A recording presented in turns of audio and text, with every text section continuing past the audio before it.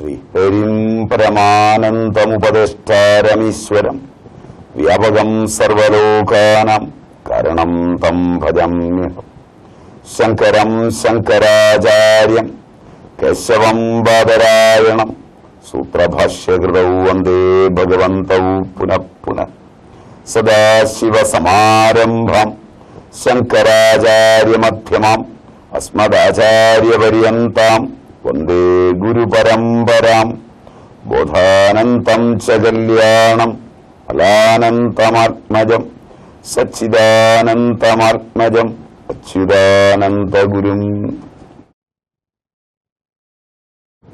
ആയുർവേദ ശാസ്ത്രത്തെയും അതിൻ്റെ പ്രയോജനത്തെയും വികാസ പരിണാമത്തെയും എല്ലാം കുറിച്ചുള്ള ഒരു പഠനമാണ് നാം ഇവിടെ ഉദ്ദേശിക്കുന്നത്. അനേകം ശാസ്ത്രങ്ങൾ, ചികിത്സാ ശാസ്ത്രങ്ങൾ എന്ന നിലയിൽ ലോകത്തെമ്പാടും ഉണ്ടായിട്ടുണ്ട്. പല കാലങ്ങളിലും മനുഷ്യൻ പല വിധത്തിലുള്ള രോഗങ്ങളെ നേരിടേണ്ടി വരികയും ആ രോഗങ്ങളെ നേരിടേണ്ടി വരുന്ന സമയങ്ങളിൽ അതിനെ നേരിടുവാൻ പര്യാപ്തങ്ങളായ ഔഷധങ്ങളെ കണ്ടെത്തുകയും അവ ഉപയോഗിക്കുകയും ചെയ്തു പോന്നിട്ടുണ്ട്. പലപ്പോഴും അവ ചെയ്തിട്ടുള്ളത് ഉപയോഗിച്ച് ഫലപ്രദമാണെന്ന് കണ്ടാൽ സ്വീകരിക്കുകയും ഫലപ്രദമല്ലെങ്കിൽ അവയെ നിഷേധിക്കുകയും ചെയ്തു പോന്ന ജനതയുടെ ഒരു രീതിവിധാനമാണ് അനേകം രാജ്യങ്ങളിൽ നമുക്ക് കാണാൻ കഴിയും. കാലാന്തരത്തിൽ ഊർജതന്ത്രത്തിൻ്റെയും രസതന്ത്രത്തിൻ്റെയും ജീവശാസ്ത്രത്തിൻ്റെയും ഒക്കെ വികാസമുണ്ടായി. യൂറോപ്പിൽ ഊർജതന്ത്രത്തിൻ്റെയും രസതന്ത്രത്തിൻ്റെയും ജീവശാസ്ത്രത്തിൻ്റെയും ഒക്കെ വികാസ പരിണാമങ്ങളെ സമർത്ഥമായി വൈദ്യശാസ്ത്രം ഉപയോഗിക്കാൻ തുടങ്ങിയപ്പോൾ മാത്രമാണ് ആധുനിക വൈദ്യശാസ്ത്രത്തിന് ശാസ്ത്രീയമായ ഒരു അടിത്തറ തന്നെ ഉണ്ടാകുന്നത്. ആധുനിക ശാസ്ത്രത്തിന്റെ വെളിച്ചത്തിലുള്ള ഈ അടിത്തറ ലോകത്തെവിടെയുമുള്ള മനുഷ്യനെ, ലോകത്തെവിടെയും ഉണ്ടാകുന്ന രോഗങ്ങൾക്ക് ഔഷധങ്ങൾ കൊടുത്ത് ചികിത്സിക്കാമെന്നുള്ളൊരു സങ്കല്പത്തിലേക്ക് നമ്മുടെ ലോകസങ്കല്പം വികസിക്കുവാനും ഇടയാക്കി. അതനുസരിച്ച് ലോകത്തെ മുഴുവൻ ജനതയുടെയും ആരോഗ്യത്തെ മുൻനിർത്തി ലോകാരോഗ്യ സംഘടന മുതലായതിനൊക്കെ രൂപം കൊടുക്കുവാനും കഴിയും. പക്ഷെ പലപ്പോഴും ഒരു ശാസ്ത്രീയമായ അടിത്തറയിൽ നിന്ന് നോക്കിക്കണ്ടാൽ രോഗങ്ങളുടെ യഥാതഥമായ കാരണം കണ്ടെത്തുന്നതിൽ ഈ പഠനങ്ങൾ പൂർണ്ണമായി വിജയിച്ചില്ല എന്ന് പറയേണ്ടി വരും. വൈറസുകൾ, അമീബകൾ, ബാക്ടീരിയകൾ ഇവയാണ് രോഗകാരണമെന്നാണ് ആധുനികർ കൂടുതലായും ധരിച്ചു പോന്നത്. അതിന്റെ വെളിച്ചത്തിൽ ഉള്ള ഗവേഷണങ്ങളും പരീക്ഷണങ്ങളുമാണ് ഗിരിപ്പന്നികളിലും വെള്ളലികളിലുമൊക്കെ രോഗം കൃത്രിമമായി ഉണ്ടാക്കി പരീക്ഷിക്കുന്നതിലേക്കൊക്കെ ശാസ്ത്രത്തെ കൊണ്ടുചെന്നെത്തിച്ചത്. അങ്ങനെ ഒരു ഭാഗം പഠനം നടക്കുമ്പോൾ അതിന്റെ നിഗമനിക രീതി, യുക്തിസഹമായ പഠനമെന്ന നിലയിൽ ഇൻ വൈവോ ഇൻ വിട്രോ സ്റ്റഡികളും നടത്തുകയുണ്ടായി. അവയിലൊക്കെ ഫലപ്രദങ്ങളാണെന്ന് കണ്ടറിഞ്ഞ ഔഷധങ്ങൾ രോഗം വന്ന മനുഷ്യനിൽ വോളണ്ടിയേഴ്സായി രോഗികളെ ഉണ്ടാക്കി അവരിൽ പരീക്ഷിച്ച്, ആരോഗ്യമുള്ള മനുഷ്യന് കൃത്രിമമായി രോഗമുണ്ടാക്കി അവനിൽ പരീക്ഷിച്ച് വിജയിക്കുക, സ്റ്റാറ്റിസ്റ്റിക്സിന്റെ കൺട്രോൾ എക്സ്പെരിമെന്റിൽ അത്തരം പരീക്ഷണങ്ങളും നടത്തി വിജയിച്ചു കഴിഞ്ഞാണ് തെരഞ്ഞെടുത്ത സൂപ്പർ സ്പെഷ്യാലിറ്റി ഹോസ്പിറ്റലുകളിലെ രോഗികൾക്കുമേൽ രോഗിയും ഡോക്ടറും അറിയാതെ ഡബിൾ ബ്ലൈൻഡ് ടെസ്റ്റ് എന്നാണ് അതിന് പറയുക, പരീക്ഷണം നടത്തിയ മരുന്നുകൾ അറിഞ്ഞ്. ഇവിടം വരെയാണ് ആധുനിക വൈദ്യശാസ്ത്രത്തിന്റെ ഒരു സംക്ഷിപ്ത ചരിത്രം പറയാവുന്നത്. ഇത്രയുമൊക്കെ കണ്ടെത്തി അനേകം ഗ്രന്ഥങ്ങൾ പഠിച്ച് ശരീരശാസ്ത്രത്തിൻ്റെ ഉള്ളറകളെ നന്നായി മനസ്സിലാക്കി കഴിഞ്ഞിട്ടുള്ള അനേകം ശാഖകളിൽ വിദ്യാഭ്യാസമുള്ള ഭിഷഗ്വരന്മാർ, കൃത്യമായ രോഗനിർണയ രീതികൾ, കൃത്യമായി പരീക്ഷിച്ചറിഞ്ഞ് ഇറങ്ങിയ ഔഷധങ്ങൾ. പക്ഷെ ലോകം കൂടുതൽ കൂടുതൽ രോഗങ്ങളിലേക്ക് പോവുകയാണ്. ഒരു പക്ഷേ ലോകത്തിലെ ഏറ്റവും പ്രാചീനമായ ചികിത്സാ ശാസ്ത്രം ആയുർവേദമാണ്. അത് പ്രാഥമികമായി രോഗചികിത്സയിലല്ല ഊന്നൽ നൽകി നിലകൊള്ളുന്നത് എന്ന് പറയേണ്ടി വരും. ആയുർവേദം ഒരു വ്യക്തിയുടെ ജീവിതകാലത്തെ കണക്കാക്കുന്നത് കാലത്തിന്റെ മുന്നോട്ടുള്ള പ്രയാണത്തെ ആസ്പദമാക്കിയാണ്. പ്രാചീന ആയുർവേദ ശാസ്ത്രം യുഗങ്ങളായി കാലത്തെ കണക്കാക്കുന്നതിന്റെ ഭാഗമായി കൃതയുഗം, ത്രേതായുഗം, ദ്വാപരയുഗം, കലിയുഗം എന്നിങ്ങനെയാണ് കണക്കാക്കിപ്പോരുന്നത്. ത്രേതായുഗത്തിലെ മനുഷ്യന്റെ ആയുസ് കൃതയുഗത്തിലില്ലെന്ന്, കൃതയുഗത്തിൽ ജീവിച്ചിരുന്ന മനുഷ്യരുടെ ആയുസ് ദ്വാപരയുഗത്തിലില്ലെന്ന്, ദ്വാപരത്തിലെ മനുഷ്യന്റെ ആയുർദൈർഘ്യം കലിയുഗത്തിലില്ലെന്ന് ആണ് യുഗപത് പഠനങ്ങൾ തെളിയിക്കുന്നത്. ആയുർവേദ ഗ്രന്ഥങ്ങൾ മാത്രമല്ല, മഹാഭാരതം തുടങ്ങിയ ഇതിഹാസങ്ങളും ഇതിനോട് യോജിച്ച് ആശയങ്ങൾ രേഖപ്പെടുത്തിയിട്ടുമുണ്ട്. കലിയുഗത്തിൽ തന്നെ ഓരോ 100 വർഷവും കഴിയുമ്പോൾ 1 വയസ്സ് വീതം മനുഷ്യന്റെ ആയുസ് കുറഞ്ഞു പോകുന്നു എന്ന് കണക്കാക്കുന്നുണ്ട്. അതുകൊണ്ട് പ്രാചീന ആയുർവേദം പഠിക്കാൻ ഒരുമ്പെട്ടത് മൗലികമായി ആയുസ്സിനെ കുറിച്ചാണ്. ആയുസ്സും അനായുസ്സുമാണ് ആയുർവേദത്തിന്റെ പഠനങ്ങളിൽ ഏറ്റവും പ്രധാനമായത്. അതുകൊണ്ട് അതിന്റെ പേര് ആയുസ്സിന്റെ അറിവ്, ആയുർവേദം. ആയുഷ്യാം ച അനായുഷ്യാം ച വേദയതി ഇതി ആയുർവേദഃ എന്നാണ് അവർ നിർവചിച്ചത്. ആയുസ്സിനെയും അനായുസ്സിനെയും കുറിച്ച് പഠിക്കുക. വൈദിക സംസ്കൃതിയെ അവലംബിച്ച് ശതം ജീവ എന്ന ഇറുക്ക് അവലംബിച്ച് 100 വർഷക്കാലം ജീവിക്കുവാനുള്ള പ്രാർത്ഥനയാണ് ഈ യുഗത്തിൽ സ്വീകരിച്ചിട്ടുള്ളത്. ആ ഒരു കണക്കിനെ അവലംബിച്ചുകൊണ്ട് ശതായുസ്സാകുന്നതിന് വേണ്ടുന്ന പൂർണ്ണ ആരോഗ്യത്തോടെ ഒരു 100 വർഷമെങ്കിലും ജീവിക്കുവാൻ വേണ്ടുന്ന ജീവിത രീതി, കാലത്തെ, കർമ്മത്തെ, വിഷയങ്ങളെ ആസ്പദമാക്കി കാലത്തിന് മാറ്റം വരുമ്പോൾ കാലത്തിന്റെ ന്യൂന മിഥ്യ അതിയോഗങ്ങളിൽ,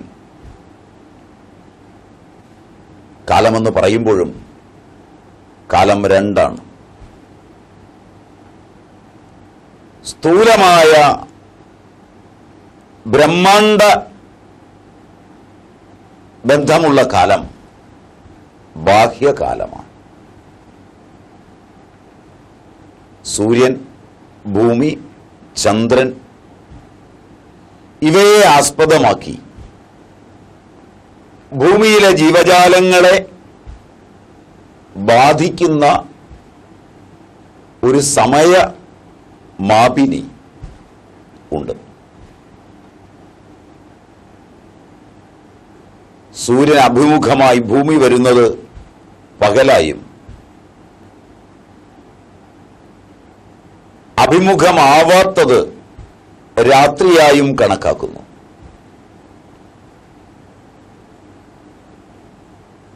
ഇതിന്റെ തോത് ഭൂമിയിൽ പല സ്ഥലങ്ങളിലും ഈഷത് വ്യത്യാസം വരുമെങ്കിലും രാവും പകലും കാലത്തിന്റെ കലാവിരുതാണ്. രാത്രിയിൽ കോശങ്ങളുടെ സ്വഭാവം,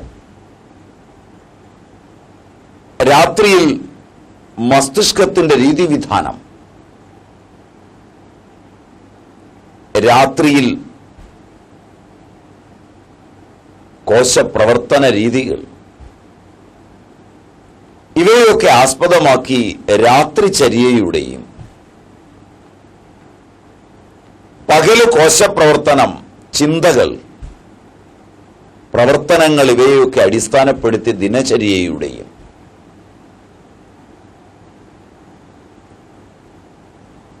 രാത്രികൾ ചേർന്ന് പകലുകൾ ചേർന്ന് രാവും പകലും ചേർന്നുണ്ടാകുന്ന പക്കങ്ങൾ ചന്ദ്രനെ അവലംബിച്ച്,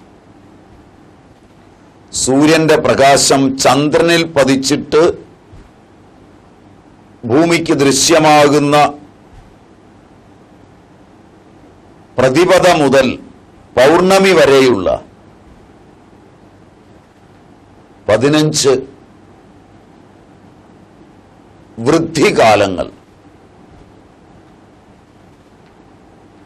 ആ സമയത്തെ ആഹാരത്തിന്റെ രുചി, ദ്രവ്യങ്ങളുടെ സ്വഭാവ സവിശേഷതകൾ,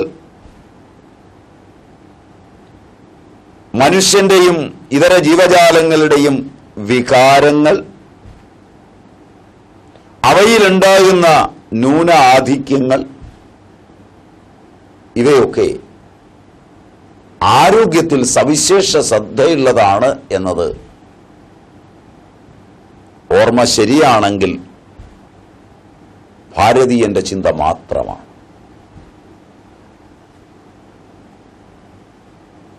ശാസ്ത്രത്തിന്റെ വ്യക്തതയുള്ള പഠനങ്ങളിലേക്ക് ഇനിയും പ്രാചീന ഭാരതീയ ഗ്രന്ഥങ്ങളെ വായിച്ചു മൊഴിമാറ്റം ചെയ്ത് പുതിയ പ്രോജക്റ്റുകൾ അവതരിപ്പിച്ച് പാശ്ചാത്യ ലോകത്തിന് പഠിക്കാൻ കഴിഞ്ഞാൽ മാത്രമാണ് ഇതൊക്കെ അംഗീകാരമുള്ള ശാസ്ത്രങ്ങളായി വികസിച്ചു വരിക എന്നുള്ളതും തീർച്ചയാണ്. മാത്രവുമല്ല, നാം ഇന്ത്യയിൽ കാണുന്നത് പോലുള്ള ഈ വൃത്തിക്ഷയങ്ങളുടെ കാലങ്ങളൊന്നും മറ്റു പലയിടത്തും ഇതുപോലെ വ്യക്തവുമല്ല. ഭാരതീയർ തങ്ങളുടെ ജീവിതത്തെയും ചുറ്റുപാടുകളെയും ഒപ്പം ചുറ്റും കാണുന്ന ദ്രവ്യങ്ങളെയും എത്രത്തോളം പഠനീയമാക്കിയിട്ടുണ്ട് എന്നറിഞ്ഞു വേണം ഈ ശാസ്ത്രത്തെ നമ്മൾ സമീപിക്കുവാൻ പോലും. വർഷ പ്രതിപദ മുതൽ, അതും ശുക്ല പ്രതിപദ മുതൽ, ശുക്ലപക്ഷ പ്രതിപദ മുതൽ പൗർണമി വരെയുള്ള 15 ദിവസങ്ങളിലൂടെ സൂര്യ രശ്മി ചന്ദ്രനിലേക്ക് കടന്നു വരുന്നതും സൂര്യകിരണങ്ങൾ ചന്ദ്രനിലേക്ക് കടന്നു വരുന്നതും, തുടർന്ന് കൃഷ്ണപക്ഷ പ്രതിപദ മുതൽ അമാവാസ്യ വരെ ചന്ദ്രനിലേക്ക് വന്ന സൂര്യകിരണങ്ങളെ ചന്ദ്രൻ തിരിച്ചെടുക്കുന്നതും, അങ്ങനെ കൃഷ്ണപക്ഷമുണ്ടാകുന്നത്, കറുത്ത പക്കം എന്ന് നമ്മൾ പറയും. ആ സമയത്തെ സസ്യങ്ങളുടെ നില, ജന്തുക്കളുടെ നില, ജലജീവികളുടെ നില, മനുഷ്യന്റെ നില, അവരുടെ വികാര വായ്പകൾ, ഇവയൊക്കെ അവന്റെ ആയുസ്സിനെയും ആരോഗ്യത്തെയും ഒക്കെ എങ്ങനെ ബാധിക്കുന്നു എന്ന് പഠിക്കുമ്പോഴാണ് പക്കങ്ങളെ ആസ്പദമാക്കിയുള്ള കാലനിർണയവും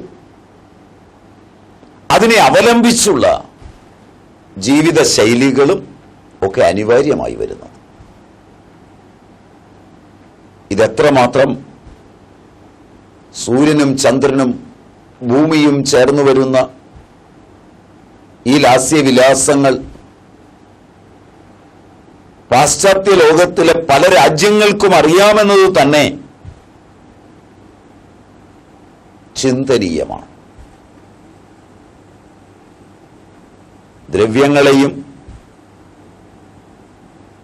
മനുഷ്യനെയും മനുഷ്യനിൽ വരുന്ന രോഗങ്ങളെയും എല്ലാം ഭൗതികതയുടെ തലത്തിൽ മാത്രം അപഗ്രഥിച്ചു പോരുന്ന ഒരു ശാസ്ത്രശാഖ ഇന്ന് വഴിമുട്ടി നിൽക്കുക കൂടിയാണ്.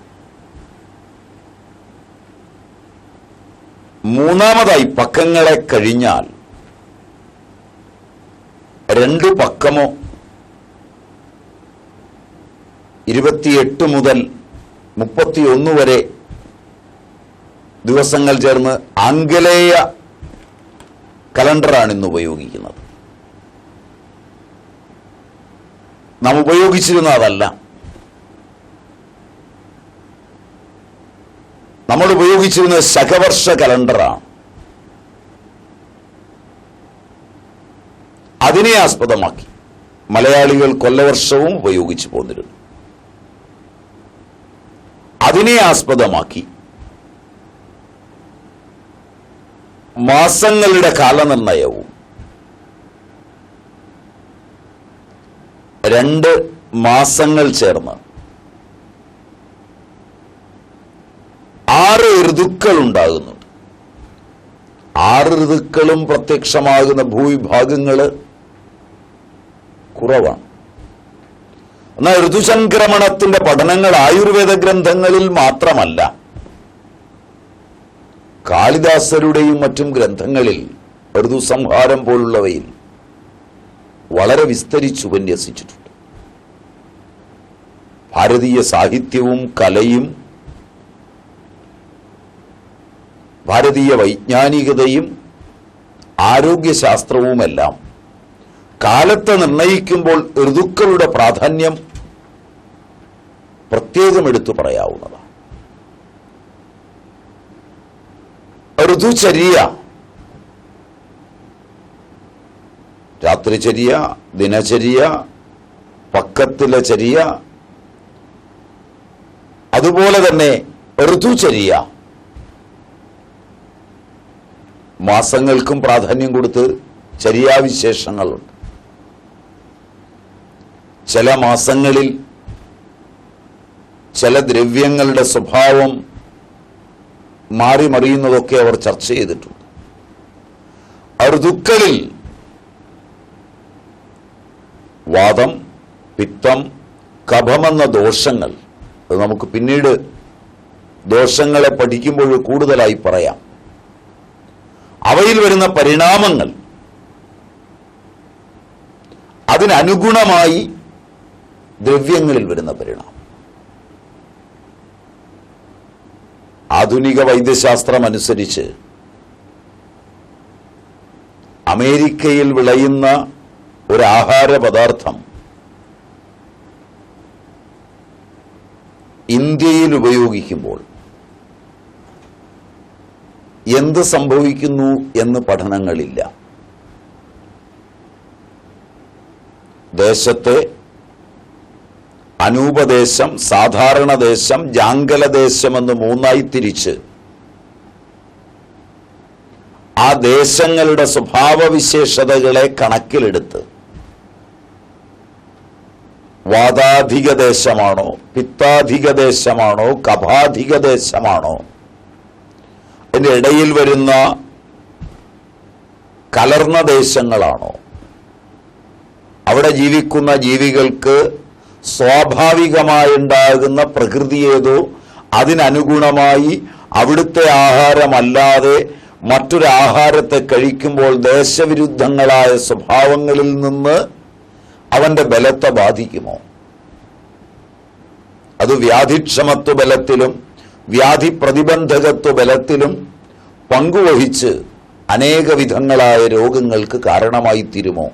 ആയുർദൈർഘ്യത്തെ ബാധിക്കുമോ? ഇതൊന്നും ആധുനിക പഠനങ്ങൾക്ക് വഴങ്ങിയിട്ടില്ലെന്നാണ് തോന്നുന്നത്. ആയുർവേദ അഭിജ്ഞന്മാരായ പ്രാചീനർ ദേശത്തെ അതുപോലെ കാലത്തെ പകല് മൂന്നായി തിരിച്ച് വാതകാലത്തെയും പിത്തകാലത്തെയും കഫകാലത്തെയും, രാത്രിയെ മൂന്നായി തിരിച്ച് അതുപോലെ തന്നെ കഫകാലത്തെയും വാതകാലത്തെയും പിത്തകാലത്തെയും ഒക്കെ ഇത്ര യാമങ്ങളെന്ന് കൃത്യമായി കണക്കിലെടുക്കുകയും ഋതുക്കളെ വേർതിരിച്ച് ഇന്ന വികാരങ്ങൾ കൂടിയ ഋതുവാണിതെന്നും ആ ഋതുവിൽ കഴിക്കേണ്ട ആഹാരങ്ങൾ ഇന്നതൊക്കെ ആയിരിക്കണമെന്നുമൊക്കെ പഠനങ്ങളുണ്ട്. ഋതുചര്യ ഇതിനെ വെച്ചുകൊണ്ടുള്ള 6 ഋതുക്കളോടുകൂടിയ ഒരു വർഷം ഉത്തരായനമെന്നും ദക്ഷിണായനമെന്നുമുള്ള സൂര്യന്റെ 2 അയനങ്ങളെ ആസ്പദമാക്കി വീണ്ടും കാലനിർണയം ചെയ്തിട്ടുണ്ട്. ഉത്തരായനത്തിലെ സൂര്യരശ്മിയുടെ പ്രത്യേകത, ഉത്തരായനത്തിൽ ഭൂമിക്ക് വരുന്ന വരൾച്ച, ഉത്തരായനത്തിൽ സൂര്യൻ തന്റെ രശ്മി സമൂഹങ്ങളിലൂടെ ഭൂമിയുടെ ഓജസ്സിനെ വലിച്ചെടുക്കുന്നു എന്ന സങ്കല്പം, ദക്ഷിണായനത്തിലാകുമ്പോൾ ഭൂമിയിലേക്ക് സൂര്യൻ ഈ ഓജസ്സിനെയെല്ലാം വർഷിക്കുന്നു എന്നുള്ള സങ്കല്പം, അതിനെ ആസ്പദമാക്കി ആദാനകാലവും വിസർഗകാലവും വിക്ഷേപകാലവുമെന്ന തരംതിരിവുകൾ, വിസർഗാദാന വിക്ഷേപങ്ങളുടെ അടിസ്ഥാനത്തിലുള്ള പഠനങ്ങൾ, ഇത് ബാഹ്യകാലത്തിന്റെ പഠനങ്ങളാണ്. കാലം ഭൂമിയിലെ ജീവജാലങ്ങളിൽ ഉയർന്നവനായ മനുഷ്യന്റെ മാനസിക വ്യാപാരങ്ങൾ ഇതര ജീവജാലങ്ങളോടും അവനോട് തന്നെയും അവന്റെ സമസൃഷ്ടങ്ങളോട് തന്നെയും ബന്ധപ്പെടുമ്പോൾ അതിനനുഗുണമായ ഒരു സാമൂഹിക മനസ്സ് രൂപാന്തരപ്പെടുകയും സാമൂഹ്യമായ ഒരു അബോധം, എ കളക്റ്റീവ് അൺകോൺഷ്യസ്, കാലത്തില് ഭാവ മാറ്റങ്ങൾ ഉണ്ടാക്കുകയും അങ്ങനെ കാലത്തിന്റെ മിഥ്യായോഗവും ന്യൂനയോഗവും അതിയോഗവും സംഭവിക്കുകയും അവയൊക്കെ സാമൂഹികവും വൈയക്തികവും സാമാജികവുമായ അനേക രോഗങ്ങൾക്ക് കാരണമായി തീരുകയും ചെയ്യുന്നു എന്ന് അവർ പഠിച്ചിട്ടുണ്ട്. കാലത്തെ ഇങ്ങനെ ബാഹ്യമായി നമുക്ക് കാണാമെങ്കിൽ കാലത്തിനൊരു ആന്തരപ്രകൃതിയുണ്ട്. ഒരച്ഛന്റെ ബീജവും ഒരമ്മയുടെ അണ്ടവും സംയോജിച്ച് ഒരു സൈഗോട്ട്, ആധുനികർ അങ്ങനെയാണ് വിളിക്കുക, മിഥുനം, യുഗ്മകം എന്നൊക്കെ ആയുർവേദം പറയും. അത് സംജാതമാകുമ്പോൾ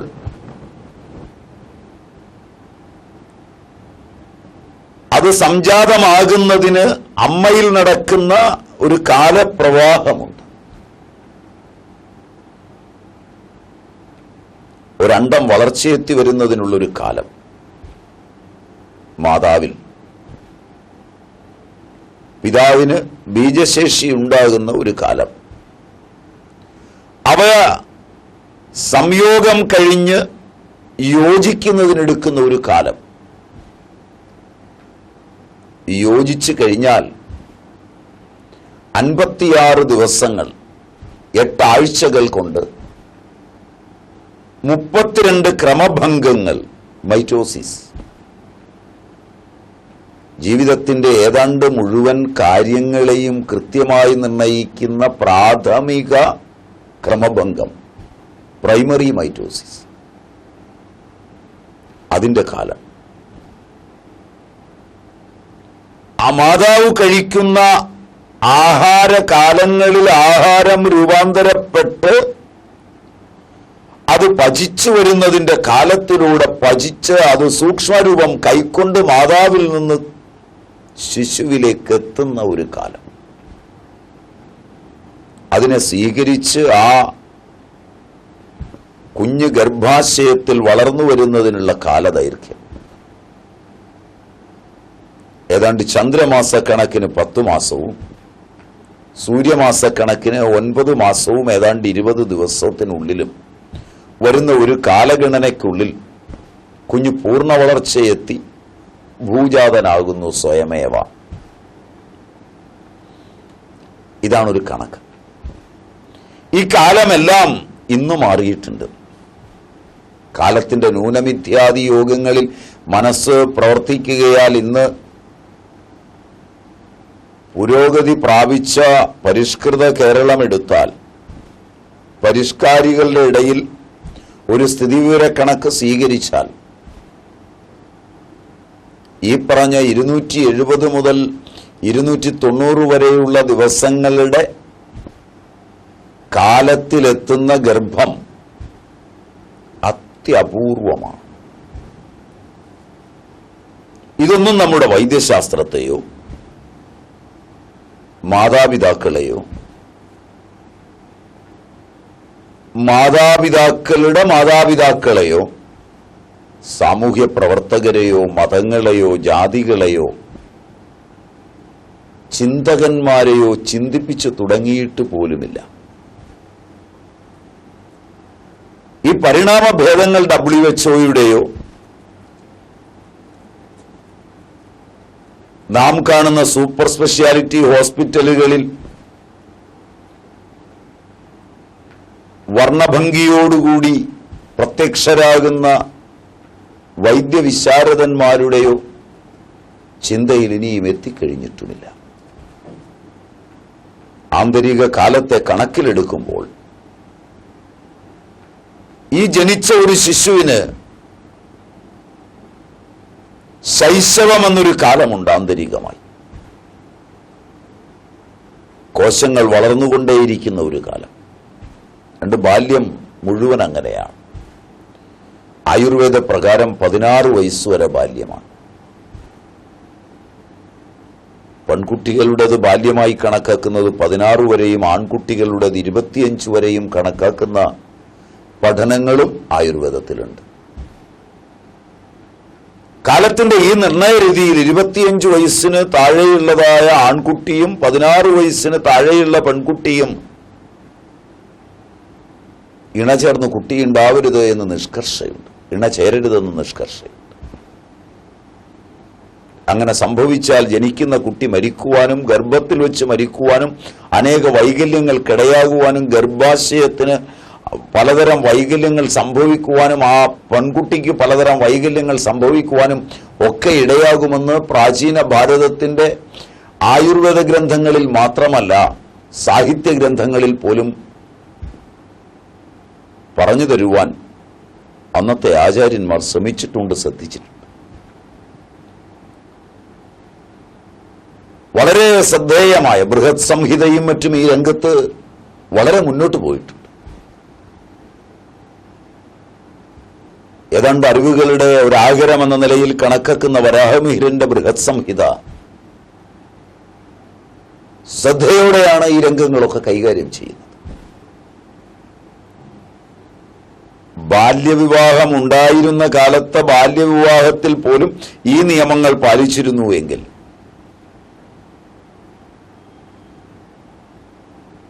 ബാല്യവിവാഹത്തിന്റെ ഉദ്ദേശ്യ ലക്ഷ്യങ്ങളെ അതിന്റെ മാനങ്ങളിൽ മനസ്സിലാക്കാത്ത ആധുനികത ബാല്യവിവാഹത്തെ നിരോധിക്കുകയും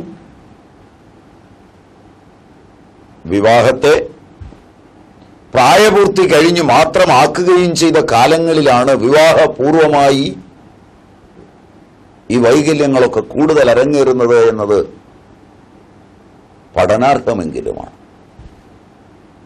ലോകത്തിന്റെ ഏറ്റവും പരിഷ്കൃത രാഷ്ട്രമെന്ന് വിശേഷിപ്പിക്കുന്ന അമേരിക്കയിലും മറ്റും കുട്ടികൾ സ്കൂളിലേക്ക് പോകുന്നത് പ്രായപൂർത്തിയാകുന്നതിന് മുമ്പ് എന്ന് പറഞ്ഞാൽ ഇന്നത്തെ നിലയിൽ വിവാഹത്തിന്റെ പ്രായം ഗണിച്ചിരിക്കുന്നതിന് മുമ്പ് പെൺകുട്ടികൾ പ്രസവിച്ച കുഞ്ഞുങ്ങളെ ക്രഷിൽ ഏൽപ്പിച്ച് പോകേണ്ട ഗതികേടിലാണ്.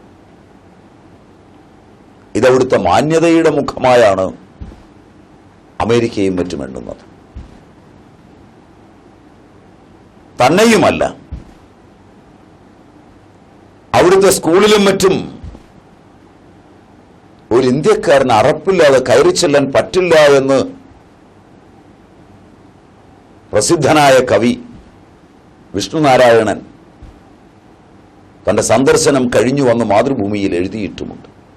ഡഗ്ലസിലെ സ്കൂളുകളിലും മറ്റും കുട്ടികൾക്ക് ആവശ്യം വരുമ്പോൾ എടുത്തുപയോഗിക്കുവാൻ വെച്ചിട്ടുള്ള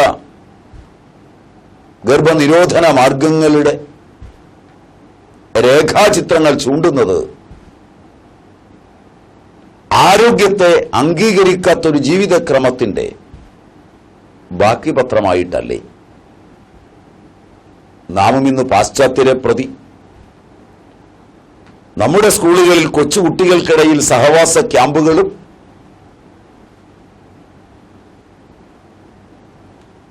പെൺകുട്ടികളുടെയും ആൺകുട്ടികളുടെയും ലൈംഗിക പ്രശ്നങ്ങൾ അധ്യാപകർ പഠിക്കുവാനൊരുങ്ങുന്ന വേളകളും അവയ്ക്ക് സുതാര്യങ്ങളായ ചർച്ചകളെ നിർണയിക്കലുകളും ഒക്കെയായി മാറുമ്പോൾ നമ്മുടെ ആരോഗ്യം എത്ര കണ്ടുയരുമെന്ന് ചിന്തിച്ചു നോക്കി ചെയ്യേണ്ടതാണ്. കുറഞ്ഞപക്ഷം കാലത്തിന്റെ ഗണനയെ പറഞ്ഞു വന്നപ്പോഴാണ് പറഞ്ഞത്. ആയുർവേദം 3 കാലങ്ങളെയാണ് ആന്തരികമായി പരിഗണിക്കുന്നത്.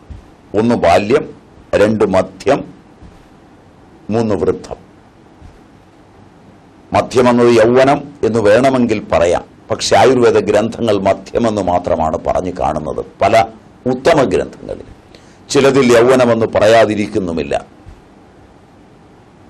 16 വയസ്സുവരെ ബാല്യവും ഗ്രോത്ത്. അപ്പോഴുണ്ടാകുന്നത് കായമാണ്. ചീയതേ അനേന ഇതി കായഃ. ചയനം ചെയ്ത് ഉണ്ടാകുന്നത്, കഴിക്കുന്ന ആഹാരം പചിച്ച് രൂപാന്തരപ്പെട്ട് മെറ്റബോളിക് റേറ്റിൽ ശരീരമായി രൂപപ്പെട്ടു വരുന്ന ഗ്രോത്തിന്റെ കാലം, വളർച്ചയുടെ കാലം. പിന്നെ വളർച്ചയും തളർച്ചയും നിലനിൽക്കുന്ന ഗ്രോത്ത് ആൻഡ് ഡീക്കേ.